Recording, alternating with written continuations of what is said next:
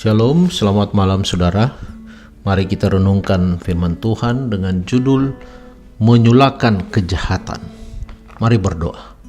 Bapa di surga, kami mohon Tuhan hadir bersama dengan kami di saat kami merenungkan firman-Mu. Inilah permohonan kami, di dalam nama Yesus Kristus kami sudah berdoa. Amin.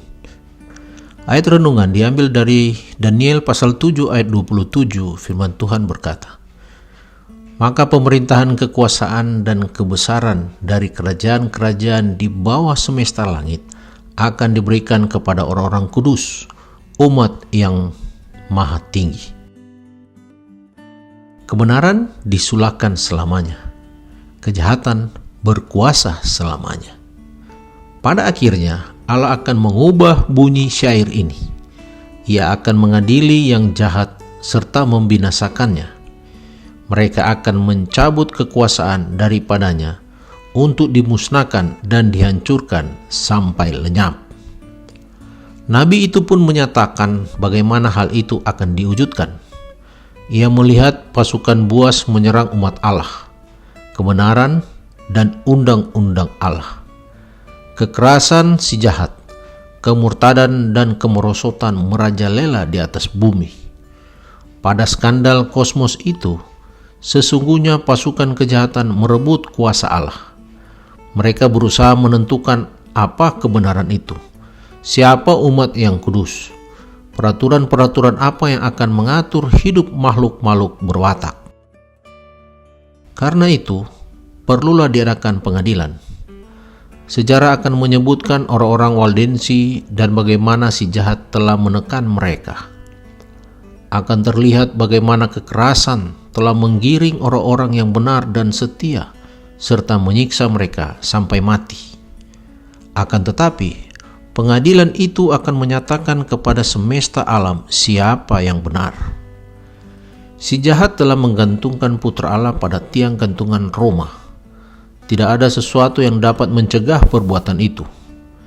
Berdasarkan kejadian yang menimpa diri Yesus itu, maka kita tidak akan heran bila kekejaman si jahat masih menindas umat Allah dan mengaburkan kebenarannya. Si jahat itu telah menyusup ke dalam kantor, tempat kerja, rumah tangga. Orang yang tidak bersalah dinyatakan bersalah. Peraturan yang dibuat telah menyebabkan perbuatan baik kelihatannya salah. Apapun kenyataannya, orang banyak akan berkata itu benar. Terlalu sering, hidup seseorang masih menyatakan keadaan itu di dunia ini. Penghakiman itu akan menghapuskan dan membinasakan segala kejahatan dan kesalahan. Dia yang tidak berdosa itu, yaitu anak manusia, akan menerima kerajaan itu dari Allah, lalu membenarkan umat Allah. Demikianlah pada masa mendatang, Allah akan menimpakan malapetaka itu atas diri penuduh besar itu. Saudara, sekarang sesuai dengan dosa-dosamu, kasih karunia Allah akan membenarkan saudara. Dosa tidak akan berkuasa lagi atas diri saudara.